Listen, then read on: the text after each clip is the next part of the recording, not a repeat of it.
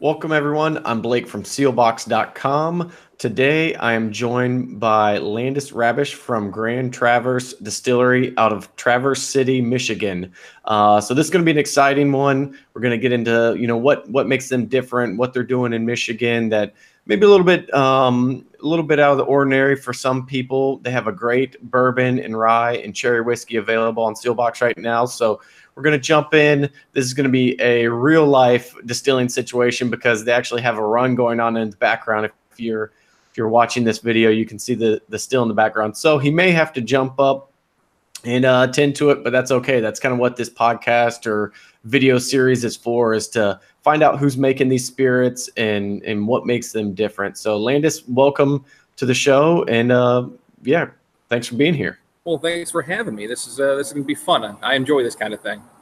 Yeah, it's always fun to talk spirits, right? It's you put in all the work, and it is fun to kind of break it down and hear kind of the story behind the spirit, not just the branding or the marketing, but how it really gets made. So we'll kind of jump straight into it and just tell us kind of how you got started. I know you're the master distiller there at Grand Traverse or Traverse.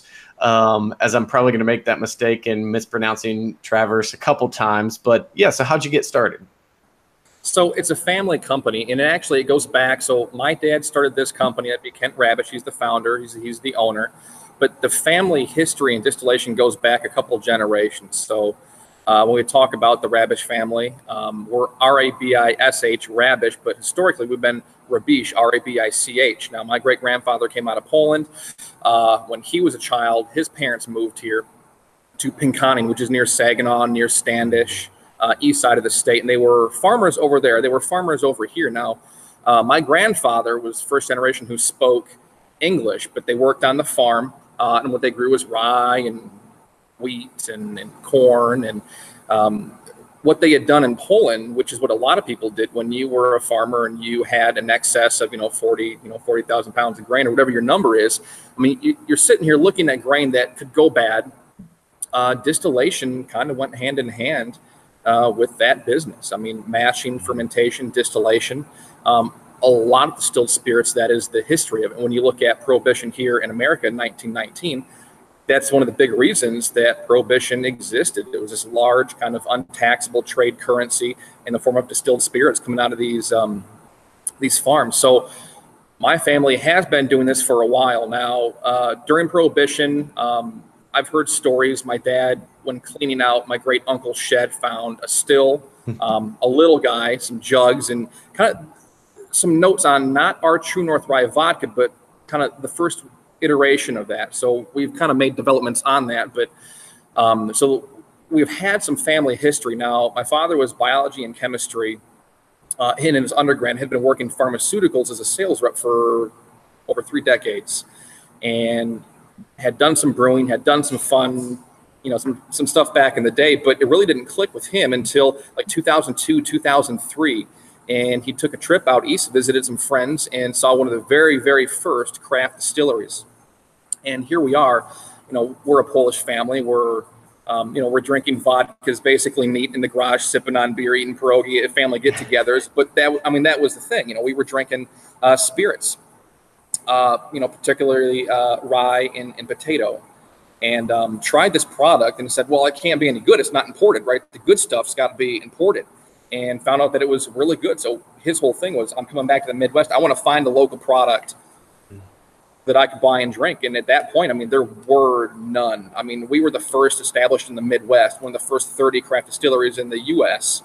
So there just weren't any options. And I feel like it was kind of like a lucky happenstance, because I think at that point he had a manager who wasn't a great person to work for. And if he would have had a great manager, I don't think I'd be here today. It was one of these where it just was like he was looking for a change, saw an awesome opportunity. Of course, here we are living in Michigan, which is a big agro state. We generate a lot of agriculture. Wine and beer are prevalent here. Food is prevalent here. And kind of took a leap of faith. He did a lot of R&D. So we were established in 2005. He started putting stuff together in 2002, 2003. It wasn't until June 2007 that we had manufactured our first product and had that for sale through the MLCC here in Michigan. That was our True North Rye vodka.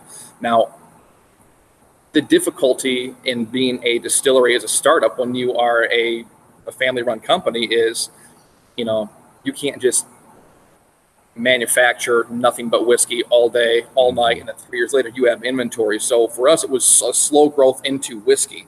That's kind of our primary focus right now. We have the vodkas, whiskeys, and gins, but whiskey's that's where my passion lies as far as distilling, mashing, fermentation, alternative aging methods, stuff like that, which we'll get into. But that's kind of the history of it. I mean, it was kind of a lucky opportunity on his point, but it was coming back to a little bit of a family history. But we really caught the beginning of the craft distilling movement. I talk about 2007. It was a much different landscape here 11 years later. So it is interesting. And what's also interesting is you started with a vodka, but y'all were fermenting, distilling everything in-house on that vodka, correct? Yeah, so we're a big fan of processing local ag. And, you know, it was one of those things where there are a number of ways to be a distillery in, you know, today's day and age. But, you know, Kent's goal from day one was always to be, you know, look at making an exceptional quality product, but, you know, he wanted control in all stages. So, I mean, even if you bought an NGS and you distilled it just so and filtered it just so, it still has the flavor footprint of somebody else on there. So for us, it was always about buying local ag, mashing it, fermenting it, distilling it, you know, distilling it even further. And, you know, we talk about the other things that we do, infusions and tinctures and barrel agings and alternative styles of distillation. But that was always the goal. And lucky, I mean, we're using the company called Send Farm. They're a multi-generational farm here, Williamsburg, which is about 5 miles east of us. And they have about 1,300 acres through northern Michigan that they farm, and they kind of roll through between wheat, corn, rye, and then soybeans being like a rotation crop, the same as like sunflower. But it's a really cool relationship. Our building, we can't have a silo, so I have these giant black totes, and I can hold about 2,700 pounds per tote.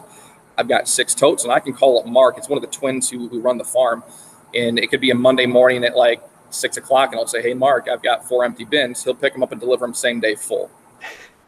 You got to love that though, right? Because I mean, and I've kind of been going back and forth on this with a post that I'm working on about the whole grain to glass. It's like, well, what does grain to glass mean? Because at the end of the day, every whiskey, most vodka start with a grain and end up in a glass. So for the craft movement, you know, it's not really defined, but you talk about a farm that's 5 miles away, a guy that you call in same day delivery, you know, you're working with that family on what they're making and you understand the farming practices. That is the really cool thing with, you know, while grain to glass does kind of carry a lot of marketing and hype, there's people who are really working with these farmers like y'all. So it's so interesting to see. And even just starting out with the vodka, I mean, at the end of the day, you know, you said you're a whiskey guy. Obviously, I'm a whiskey bourbon guy as well, but vodka is still the most drank spirit in the world. And I think the US too.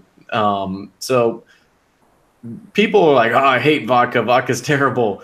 But there's a lot of it being consumed. So let's not act like we can't make a better vodka. Well, and that's a misconception too. And when people, you know, I get this a lot with whiskey drinkers. Well, I drink whiskey. I'm not a fan of vodka. And I try to get them to at least try my vodka, because the vodkas that we're making are very traditional Eastern European, so old school, not traditional as in, you know, what people expect today. So we have a lot of grain flavors, got a great mouthfeel. It's sippable. I mean, I can drink that stuff neat at room temperature and enjoy it. I mean, it's almost easier to gargle that than it is like my mouthwash in the morning. It's just very full flavored, round-bodied, just a super enjoyable spirit. So when people, you know, talk about vodka, and I give tours all the time, and I say, you know, try the vodkas, even if you're not like a vodka fan, because a lot of people, I don't drink vodkas unless I add it to like a drink or a cocktail.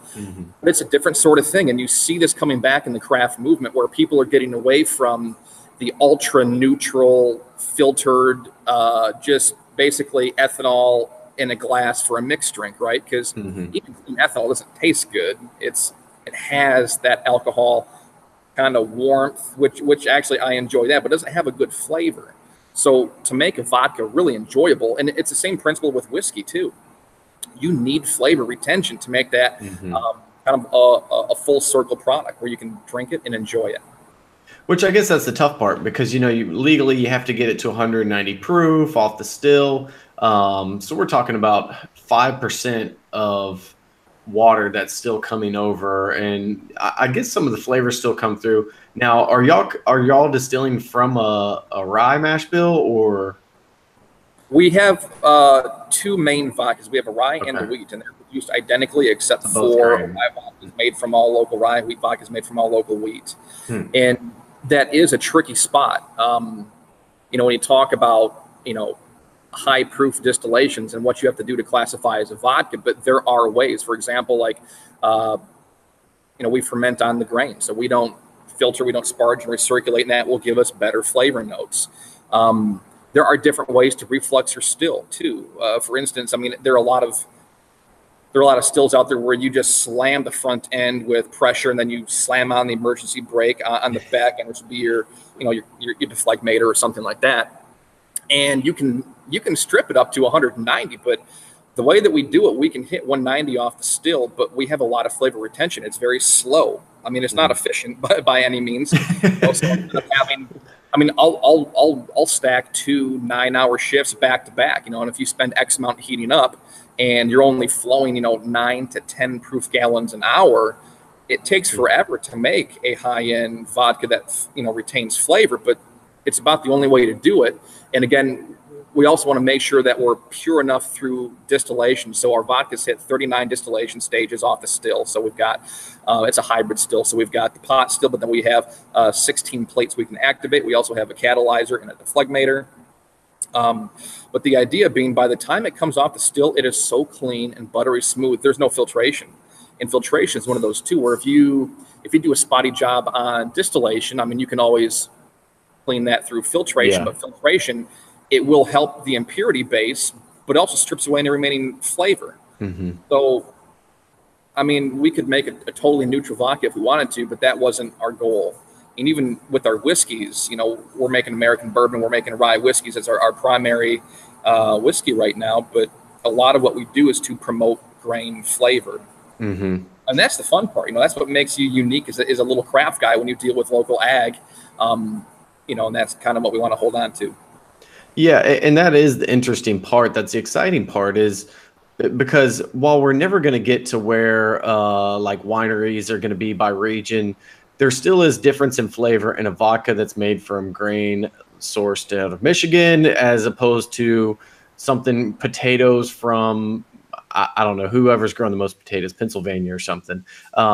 So you still get some of those grains. Now let's talk about the distillation. So the just to kind of break it down a little bit, there's some big words I didn't quite catch. So like the deflagmator in Yeah, deflagment.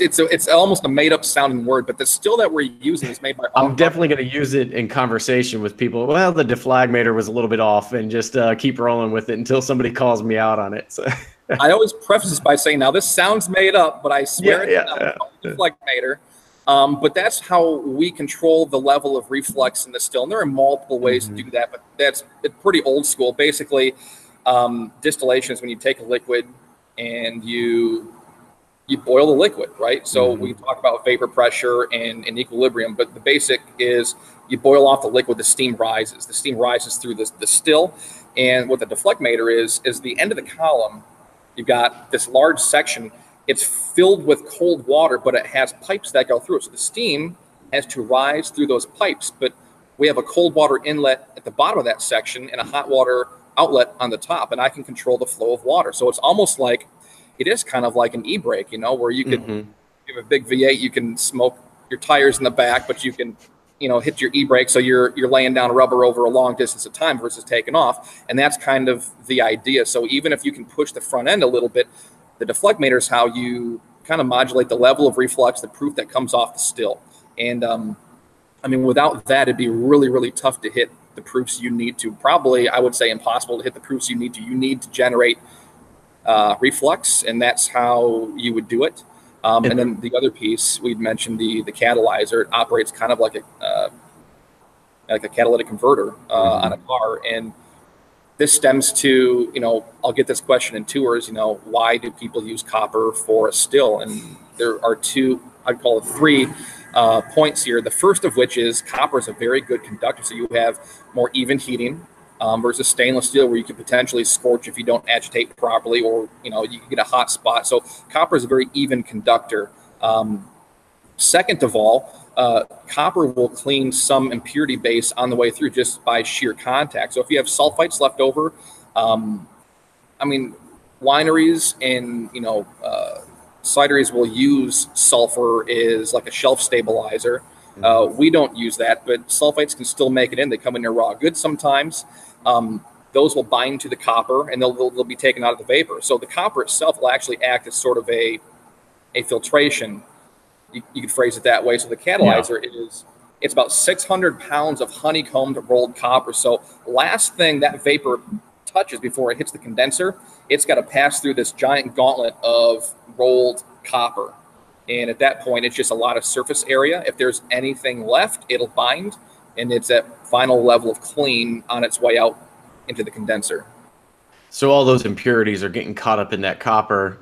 The vapor's coming over, hitting the condenser, coming back into a liquid, and then making its way to whatever collection tanks or whatever you use.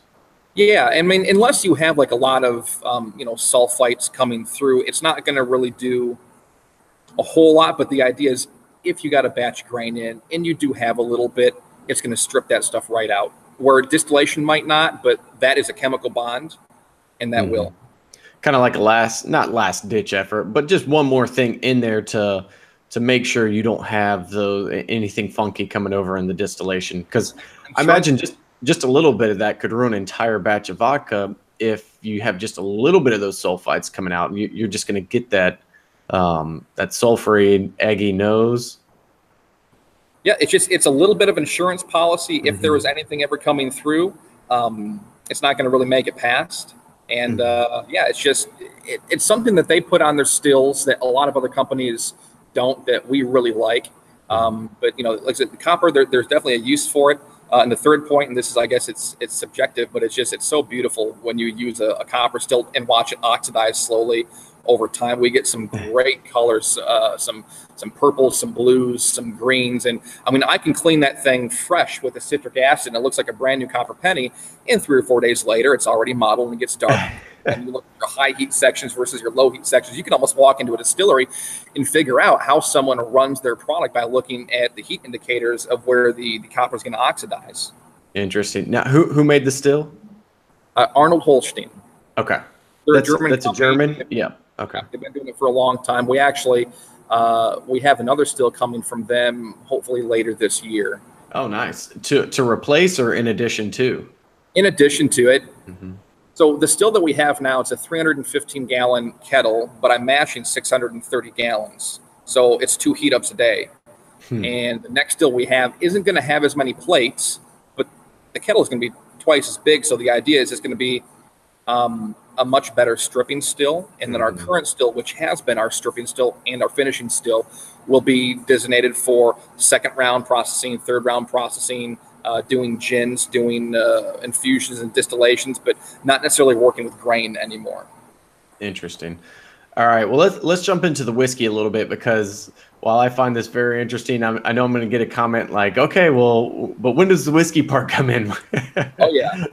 But it is, because distilling whiskey and distilling vodka is a much different thing. And a lot of times you find these master distillers who they actually enjoy the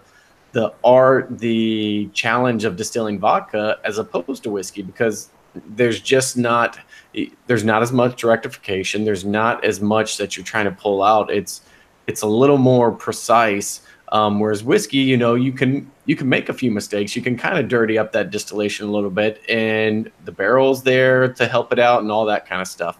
Not that you want to do that on purpose, but so I've been told that it's a little easier to cover up on whiskey if a little something comes over, as opposed to clear spirits.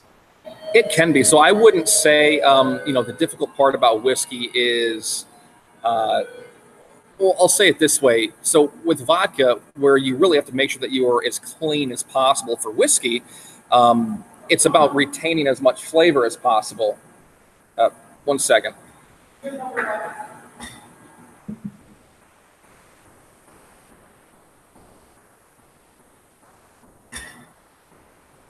Sorry about that. Um, An operating distillery never stops. So yeah, well, I'm basically the only guy over here. So yeah. Doing a little bit of everything today. The thing about whiskey is, of course, you want it clean, but it's all about flavor retention. It's easy to mess up a whiskey by just making it a little bit too clean, which means you're losing a little bit of flavor. Because I mean, the rule on distillation is once you remove it, it's gone. You can't take something neutral and add flavor back through it through distillation. So that can be the difficult nature, and it took us a little bit to dial in our recipe. I mean, the whiskeys that I'm making now are different than the whiskeys I made 8 years ago, and over time we kind of have. Of course, everyone's always learning. I don't think you're doing it right if you're not learning something new as you move forward. But we had a really good baseline. We made a really what we considered tasty, flavorful whiskey. And over time, we'll add a couple plates, lower the upper temp control. We're doing less reflux to it. So our batch averages have always been about 155 to 160, so near the top end.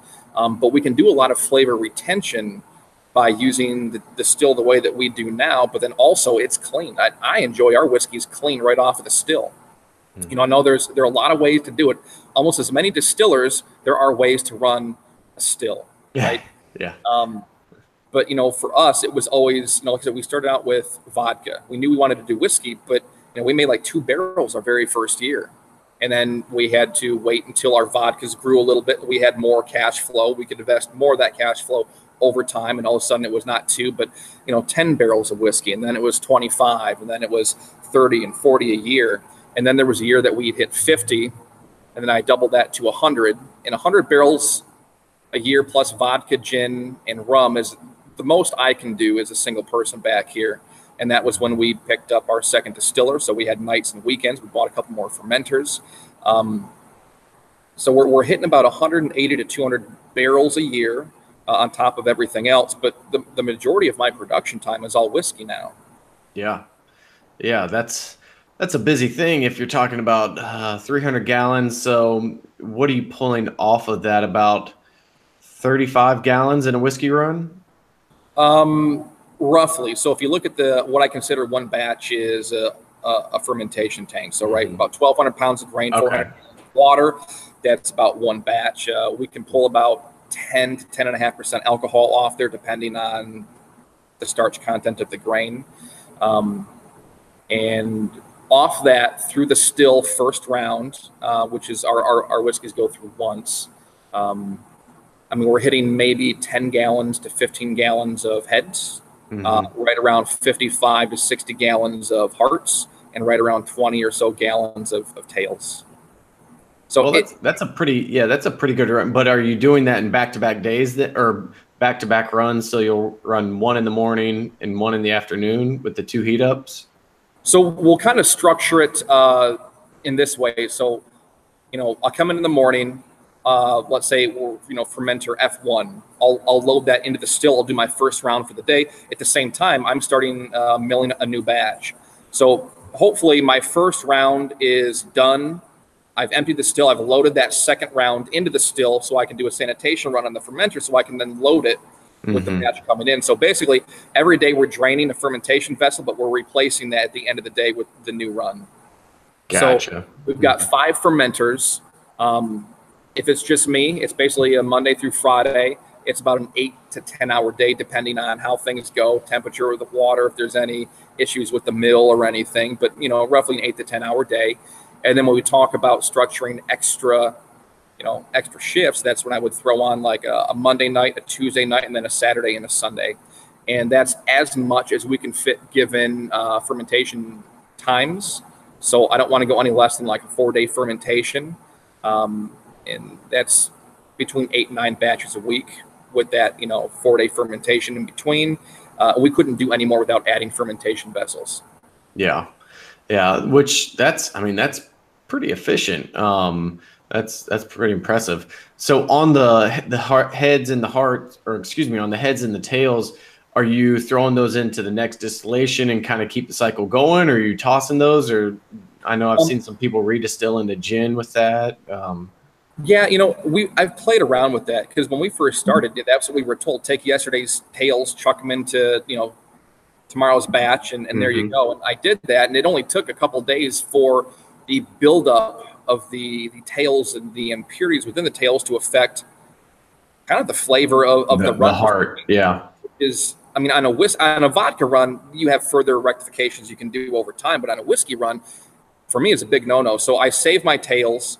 About every week to week and a half, I'll redistill hearts from those tails, separate distillation, separate shifts. So that's why I talked about it's either 8 or 9 shifts in a week as far as running the still, because I can hit 9, but generally every week or every other week, it's a tails day, where I save all those tails, reprocess them again. If you're starting from room temperature again, you have a nice clean cut. You can ride the temps pretty low, extracting the booze that you need to. And then once the flavor starts to go, we cut it, we dump, we've extracted maybe 50%, sometimes less, but it's whatever's good, we'll pull out of there. Yeah. Yeah. And then it's a clean spirit, doesn't have any negative effects. I can cut that in a similar way to the whiskeys. It has the same flavor profile. As far as the heads are concerned, I don't add any of those back in. Now I use those as a solvent around the distillery, so I'll clean stuff with those, scrub the floors down in the winter. I mean, we're Traverse City, we're northern Michigan, so summers can be 100 degrees and winters can be less than 0. So, you know, in the summer, I'm killing weeds, and in the winter, I'm melting ice and cleaning our front walks off for customers. So there's a use for them, and it's very utilitarian. It's not anything, consumption related. Yeah, yeah. Just don't go trying to wash your car or something with it, because you don't want to get pulled over and walk up and the first thing the person smells is that head. So I work at a distillery. I promise. Yeah, I promise. Yeah, that's funny. Now, so on the bourbon, do you release the mash bill breakdown of that? Yeah, we're a 60-30-10. So we started off as a traditional mash bill doing 70 corn, 20 rye, and 10 malted barley. But we really like the rye that we get up here. The rye it's a little bit spicy. It's got a sweet note to it. It's very complex. It's got a depth to it that is hard to replicate. Our rye whiskey is a huge seller of ours, the Old George. And we talked about family heritage. George was my great grandfather. Okay. So that's where the name Old George came from. George Rabish. But, I think we were 3 or 4 years in, and we did a couple experiments, liked it, and then jumped into a 60-30-10. So slightly less corn, slightly more rye, and about a 10% malt barley on the bourbon. But the rye is 100% rye, correct? Yeah, so we're using 95% local rye from Send Farm, and then we're using 5% of a malted rye. And that gives you all the enzymes and everything you need for fermentation. And so we're still 100% rye. We do get the enzymes from the malt, but the malt, it's about between 5 and 8%. And yeah, so it's really nice because there are a lot of straight rye whiskeys out there too, and they are really good straight rye whiskeys, but like a 60-40 blend, with added corn, which we've done that before, and I kind of enjoy that. But if you really want rye, I mean, you're looking at a combination, a split between raw and then malted rye, and then all the flavor you're going to get is going to be from that rye grain. Yeah, which that's the really interesting about 100% rye is you don't get as much sweetness. I think it does much better in cocktails, and it does a little better with a shorter aging period as well. You still get some sweetness from the spirit, but it's not like you get that sweetness from a corn and that it would add in, but you just get tons of pepper and spice and a little bit of the mint and all that stuff. I really enjoyed the rye. Now, so one of the more interesting products, which I like to see people do these, is the cherry whiskey, because I feel like it is so local to where you are, and then does kind of play off the agricultural side of Michigan. So let's talk about that a little bit. Where most people just think of flavored whiskeys, it's like, oh, it's Jim Beam honey or vanilla or whatever it is, and it's all artificial flavors and that kind of stuff. So let's talk about how you make the cherry whiskey. So the cherry whiskey it's a slightly younger bourbon than we typically would release. We're at about 2 years on that is the base, but the flavor component comes from a local tart cherry juice. So here we're in Traverse City. We have the Cherry Festival each and every summer, and it's been going on for decades, a lot of cherry orchards up here. We're kind of known for cherries. And in the very beginning, it was, people say, so when are you going to have your cherry product? We started with the cherry vodka, moved into a cherry whiskey. But it was kind of developed to be a sipping whiskey. I worked on that one. It took me a whole summer, and I would come up with a prototype. I bring it to my buddy's house. We'd have a campfire. We just kind of sip it and pass it, and then we'd reflect on it the next day, and we would tweak. And it was the simplest one. I mean, it was a good quality but younger bourbon, and then a high quality local cherry juice, like right from the cherry farm, unfiltered product. And it goes in at a 3% solution. That's my final proof to knock it down from 83 to 80. And it's simple. It's the same cherry concentrate that you would go to a health food store and buy for antioxidants. Huh. So in a way, it is a health product as well. Then we can we could say we're getting our antioxidants and whiskey at the same time. Yeah. But it's delicious, and it's a 100% natural ingredient, nothing artificial there. We tried a number of different ways, but it ended up being the flavors that we like the best are just from a local raw cherry juice. And it goes into the actual barrel and sits for a period of time? We tried that. The barrel actually is really good at removing cherry flavor. So the very first batch we ever did, I added a significant portion to a barrel. And I kept tasting, being like, where did the cherry go? And I'm pretty sure I pulled the right barrel. Is this the one with the cherry? Yeah. Well, the carbon effect had a significant reduction with the cherry follow through. So we'll mature the whiskey. We'll pull the whiskey. It goes into our bottling tank, and then I'll add the cherry in just before bottling during the proof down, basically. Interesting. That's really cool. Yeah. I always like to see, obviously flavored whiskeys and that kind of thing are becoming more and more popular, but a lot of traditionalists or, real hardcore whiskey people, you'd never have a flavored whiskey. But I think done this way with real ingredients and, a real process like this makes them really interesting. And it is a nice mix up. It's not something you're probably going to pull and drink every day, but it also can be a great entryway for people who are just getting into whiskey and, they want something a little bit sweeter, something that's not as, high proof and that kind of stuff. It can be a great transition piece for people too. So, well, great. Well, we're coming up on a little over 30 minutes. So let's talk about what's next. Any products people should be on the lookout for? I know you said got a new still coming in. So sounds like things are just going to be ramping up in the near future. We've been ramping up. We'll continue to be ramping up. As far as products, there are a couple things there's one very new that I'm just getting into. There's a couple that I've been working on, which, we'll talk about, like single barrel, small release. So availability is not going to be massive. But a lot of these, you really can't. So for instance, something that I'm working on now is kind of a working relationship with a maple syrup farm in Sheboygan, Michigan. And I sell them bourbon barrels. They age a maple syrup in them, and then I'll swap them out. So hopefully I have a steady supply of maple syrup barrels coming back in.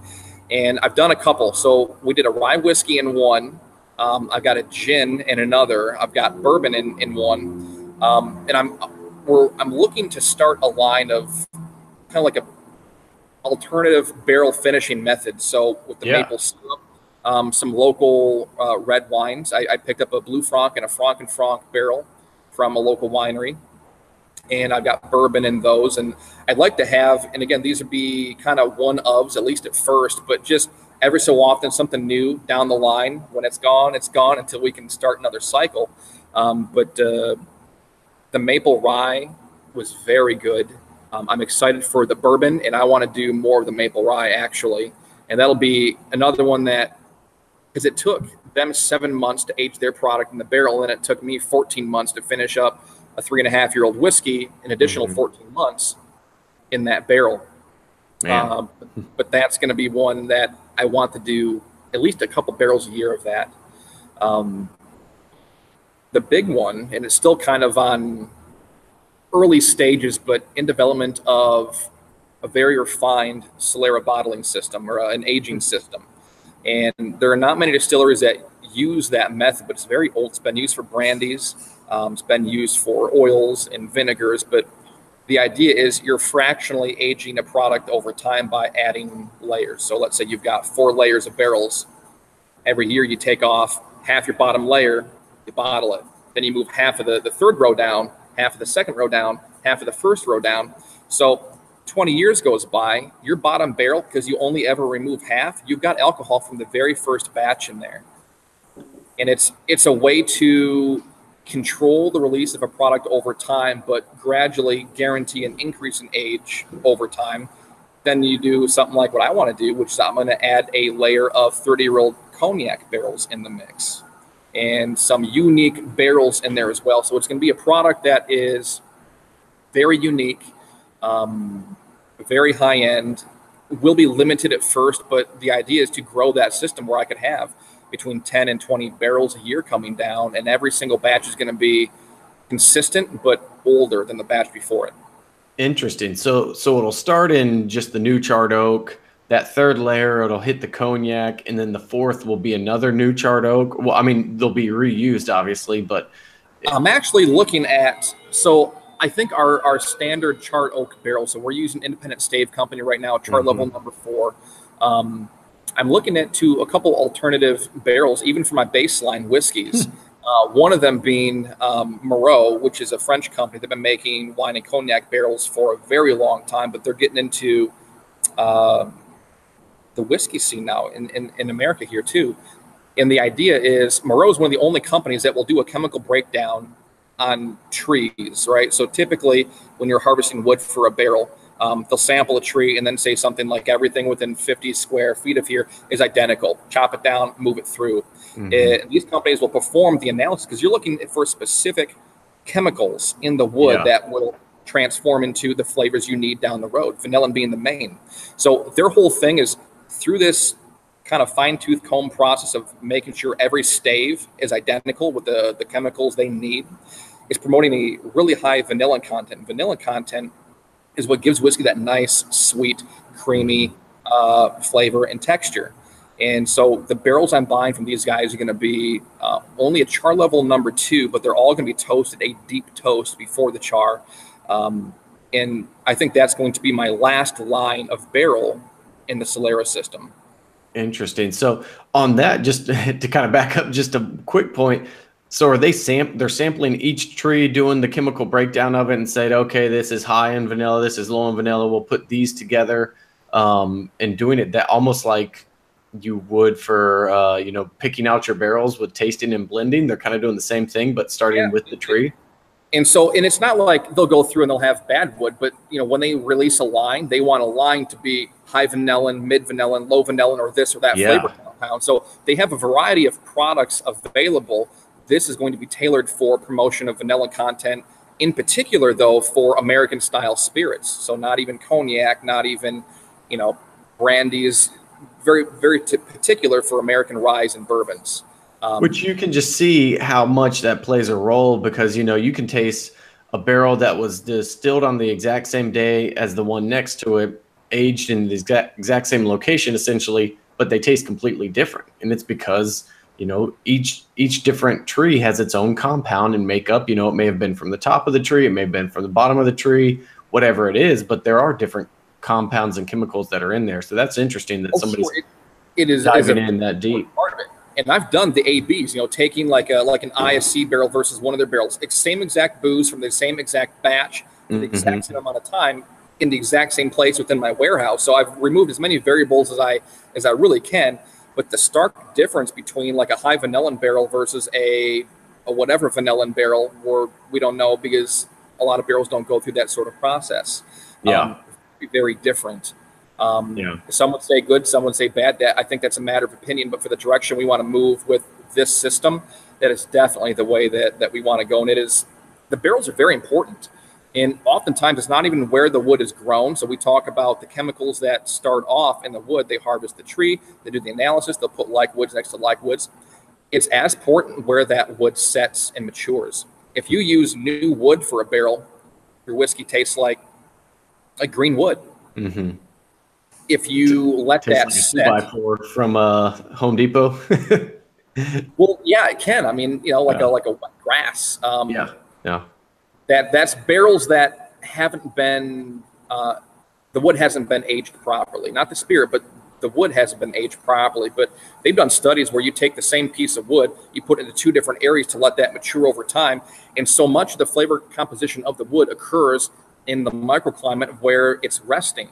The microbes, kind of like the transients, but the environment will help develop certain chemicals and hinder certain chemicals in the wood that goes into a barrel. So, I mean, here you always think, well, it's all about the grain in the whiskey in the guy on the still, and that is true. But on a barrel-aged product, a lot of thought and a lot of attention and a lot of knowledge goes behind the manufacturing of the actual barrels to put your product in, and that can have a significant change in the final outcome of the product.